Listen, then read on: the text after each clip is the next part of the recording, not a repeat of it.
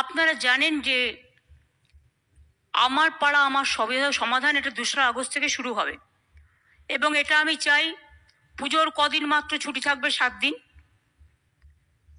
মহালয়ের দিন থেকে লক্ষ্মী পুজোর পর দিন থেকে আবার চলবে। কালী পুজোর 2 দিন আগে থেকে বন্ধ থাকবে, আবার কালী পুজো হয়ে গেলে চালু হবে। টাইম নেই, নভেম্বরের লাস্ট উইকের মধ্যে শেষ করতে হবে। কারণ এই মনিটরিং সেলের চেয়ারম্যান হচ্ছে সিএস এবং সিএস এর নেতৃত্বে অফিসারদের দিয়ে একটা কমিটি করা হয়েছে। জেলায় জেলাও একটা মনিটরিং কমিটি করতে হবে যাতে কোনো অসুবিধে না হয়। ডিএমরা মূল দায়িত্বে থাকবেন, ডিএমদের একটু চোখ কান খোলা রাখতে হবে।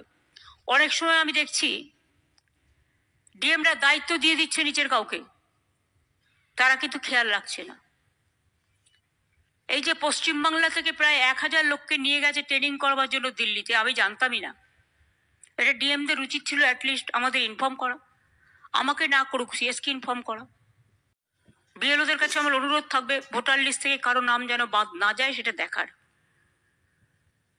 মনে রাখবেন ইলেকশন কমিশন তার নোটিফিকেশন যখন হবে ডেট অফ ইলেকশন, তখন থেকে এটা ইলেকশন কমিশনের আন্ডারে যায়। তার আগে স্টেট গভর্নমেন্ট, আবার ইলেকশনের পরেও স্টেট গভর্নমেন্ট। সুতরাং এটা মনে রাখবেন, আপনারা চাকরি করেন স্টেট গভর্নমেন্টের, কোনো মানুষকে অযথা হ্যারাস করবেন না। দেখবেন যেন মানুষ হ্যারাস না হয়। যারা দীর্ঘদিন এই রাজ্যের ভোটার, একটা লোক 4 দিন গিয়ে এলো, 4 দিন গেল, তখন হয়তো সেটা কোথাও ঘুরতে গেছে, তাই বলে আপনি তার নামটা বাদ দিয়ে দেবেন? আপনাকে দেখতে হবে তার অরিজিনাল অস্তিত্ব আছে কিনা।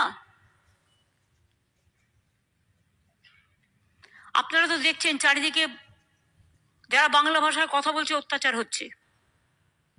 আসাম সব ডিটেনশন ক্যাম্প, আসাম গভর্নমেন্ট চিঠি পাঠাচ্ছে বাংলার কুচবিহার আলিপুরদুয়ারকে রাজবংশীদের যে তোমাকে ফরেন ট্রিব্যুনালসে ইল্লিগাল ঘোষণা করা হচ্ছে। সাহস হয় কোত্থেকে? এই মানুষগুলোর পাশে আমাদের দাঁড়াতে হবে। 2, আমাদের 22 লাখ পরিযায়ী শ্রমিক আছে। আমি সাবিরুলকে বলবো, ও যেহেতু এই কমিটির চেয়ারম্যান আছে আর মলয় আছে, দুজনে মিলে বসে সিএস এর সাথে কাল পরশুই বসে একটা স্কিম তৈরি করো, ওদের ফিরিয়ে আনো। আমার দরকার নেই বাংলার বাইরে গিয়ে কিছু দালালের কথা শুনে যখন অত্যাচার হয় তখন তারা থাকে না, পালিয়ে যায়। বাচ্চাদের পর্যন্ত অত্যাচার থেকে রেহাই দেয়নি, মহিলাদেরও না। গুরগাঁওতে হরিজানায় 10টা ডিটেনশন ক্যাম্প করে লোক রেখে দিয়েছে। আসাম, রাজস্থান, মধ্যপ্রদেশ, ইউপি, দিল্লি, গুজরাট, মহারাষ্ট্রে একজনকে কাগজে দেখলাম কুচি কুচি করে খুন করেছে, করে বস্তার মধ্যে রেখে দিয়েছে। এটা কখনো মানা যায় না। রাজবংশীদের উপর অত্যাচার হচ্ছে, মতুয়াদের উপর হচ্ছে, তপশিলি নিম্ন শীল পরিবার তাকেও চিঠি দিয়েছে। সংখ্যালঘুরা তো আছেই, এটা ওদের আইডেন্টিফাইড ব্যাটল। কিন্তু মনে রাখবেন লিঙ্গুইস্টিক মাইনরিটির মধ্যে সংখ্যালঘু যেমন পড়ে, খ্রিস্টানও পড়ে, পাঞ্জাবিও পড়ে, আমাদের এখানে অন্যান্যরাও পড়ে, বুদ্ধিস্টরাও পড়ে, নেপালিরাও পড়ে। এটা মাথায় রাখতে হবে। দলিত এবং তপশিলীদের ওপর খুব অত্যাচার হচ্ছে।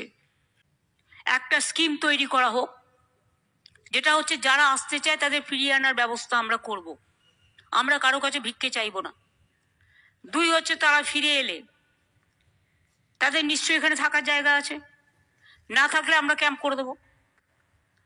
তাদের রেশন কার্ড যাতে রেশনটা পায়, স্বাস্থ্যসাথী কার্ড ইমিডিয়েট ক্যাম্প করে দেবে। আর হচ্ছে তাদের আমরা কর্মশ্রী যে জব কার্ড হোল্ডার আছে, ইমিডিয়েট জব কার্ড হোল্ডারে সব কটাকে ঢোকাবো যাতে তারা কাজ পায়। আগের বার কর্মশ্রী যেটা আমাদের 100 দিনের কাজ বন্ধ করে দিয়েছে সেন্ট্রাল গভর্নমেন্ট, ওরা বাংলার আবাস বন্ধ করে দিয়েছে, গ্রামীণ রাস্তা বন্ধ করে দিয়েছে, এখন জল মিশনের টাকাও বন্ধ করে দিয়েছে। সুতরাং মাথায় রাখতে হবে সবটাই কিন্তু আমরা রাজ্য সরকার থেকে করছি। আমি একটা কথা আপনাদের বলবো, কর্মশ্রী প্রকল্পে যেটা 100 দিনের কাজ বন্ধ করে দেওয়ার পরে 50 দিনের কাজ দেওয়ার জন্য আমরা কর্মসূচি চালু করেছি জব কার্ড হোল্ডারদের। গত বছর আমরা 77 লক্ষ জব কার্ড হোল্ডারদের কাজ দিয়েছি এবং প্রায় আমরা টাকা খরচ যেটা করেছি সেটা হচ্ছে আমরা মোট কত টাকা খরচা করেছি, আমরা 8,334 কোটি টাকা 24-25-এ, 25-26-এ এখনো পর্যন্ত 728 কোটি 62 লক্ষ টাকা ম্যান্ডেজ তৈরি হয়েছে। আর আমি বীরভূম জেলাকে যেটা বলবো, এখনো পর্যন্ত এই বছরে 34 দিনের কাজ হয়েছে অন্য জেলায়, কিন্তু আপনাদের জেলায় 32 দিনের হয়েছে। আপনার জেলায় পরিযায়ী শ্রমিকের সংখ্যা বেশি। আগের বার কিন্তু আমরা 58 দিন পর্যন্ত কাজ করেছি, 50 দিন বললেও। 100 দিনের কাজও যখন হতো তখন অনেক জায়গায়, আমি যখন প্রথম ক্ষমতায় এসেছি আমি দেখেছি 25-26 দিনের কাজ হতো না। তারপরে আমরা পার্শ্ব করে করে মিটিংয়ে বলে বলে বলে বলে কাজটা বাড়িয়েছিলাম, সেখানেও 48-50% হতো। কিন্তু গতবার আমরা কর্মশ্রী প্রজেক্টে 58 দিনের কাজ করেছি। এবার যদি 58 দিনের জায়গায় 65 হয়, 70 হয়, আমার কোনো আপত্তি নেই। আপনারা জব কার্ড হোল্ডারদের কাজ দিন এবং কাজে লাগান। গতবারে 58 করেছি, এবারে তাহলে তোমার 65 করা উচিত।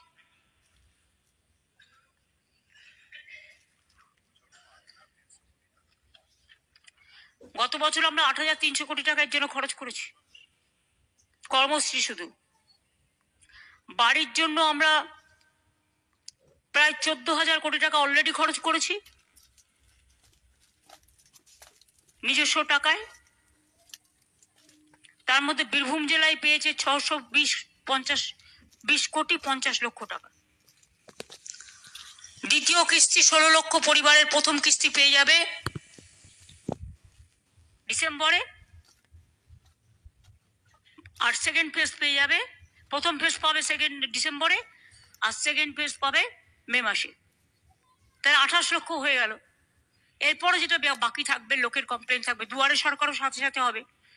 আমার সমাধান, যারা মনে করবেন তারা সেখানে যাবেন, গিয়ে তাদের সাজেশনও দেবেন। বাট দেখবেন লোকাল মানুষ যেটা বলছে সেটা শুনবেন। কেউ যেন গিয়ে কোনো হট্টগোল করতে না পারে। যারা হট্টগোল করবে তাদের আগে থেকে বলে দেবেন, দয়া করে ঝামেলা সৃষ্টিকারীরা আসবেন না, মানুষের কাজ করতে দিন। দেউচা পাঁচমিতে 35,000 কোটি টাকা বিনিয়োগ হচ্ছে, 1 লক্ষ মানুষের কর্মসংস্থান হবে। তাছাড়াও আশেপাশে অনেক কোল মাইন্সও হবে। আমি আমেদনগর যে জায়গাটা, আমেদপুর, যেটা আমাকে বারবার কেষ্ট বলেছিল ওই সুগার মিলের জায়গাটা, ওখানে আমরা ইন্ডাস্ট্রিয়াল পার্ক করছি। অলরেডি এমএসএমই ডিপার্টমেন্টকে ইনস্ট্রাকশন দেওয়া হয়ে গেছে। তাতে কি হবে? তাতে অনেক মানুষের কর্মসংস্থান হবে। প্লাস দেউচা পাঁচমি তো আপনাদের একটা পুরো, কি আর বলবো, এটা একদম আপনাদের রত্ন এবং সারা পৃথিবীর দ্বিতীয় বৃহত্তম, এবং গ্লোবাল টেন্ডারও ডাকা হয়েছে, তার প্রসেস চলছে। এছাড়াও যেটা বাসাল্ট পাথর মাইনিং এর কাজও শুরু হয়েছে গভর্নমেন্টের যে জায়গা আছে তাতে। আমি দেউচা পাঁচমির সকল আদিবাসী ভাই বোনেদের, সংখ্যালঘু ভাই বোনেদের, তাছাড়াও যারা আছেন সকলকে আমি কৃতজ্ঞতা এবং ধন্যবাদ জানাবো।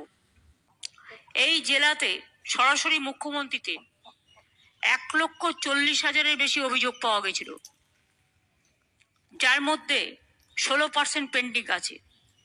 এটা ইমিডিয়েট সলভ করার জন্য ডিএমকে আমি বলে যাবো। ম্যাডাম, আপনার অনুমতি দিয়ে বলছি ম্যাডাম, যেটা পেন্ডিং আছে সেটা হচ্ছে আমাদের পেনশনের যেগুলি আছে সেগুলো আমরা পাঠিয়েছি। যেহেতু আমাদের অ্যাপ্রুভাল লিমিটের বাইরে গেছে ম্যাডাম, আস্তে আস্তে ওগুলি হবে ম্যাডাম, ডিপার্টমেন্টে পড়ে আছে। ওগুলো ঠিক টাইমে হবে। Right ma'am. এবং সরাসরি মুখ্যমন্ত্রীর ফিল্ড ভেরিফিকেশন টিমের, আমাদের কিন্তু ফিল্ড ভেরিফিকেশন টিম আছে, তার মাধ্যমে 1,500-এর বেশি ফিল্ড ভ্যালিডেশন করা হয়েছে।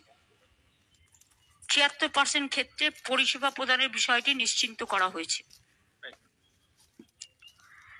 এবং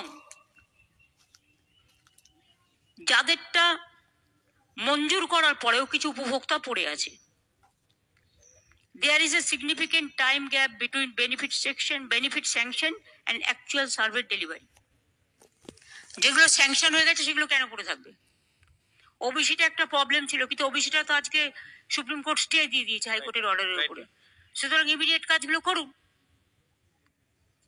বাংলা সহায়তা কেন্দ্র তারা কিন্তু অনেক কাজ করেছে, তাদের আমাদের আরো প্রমোট করতে হবে।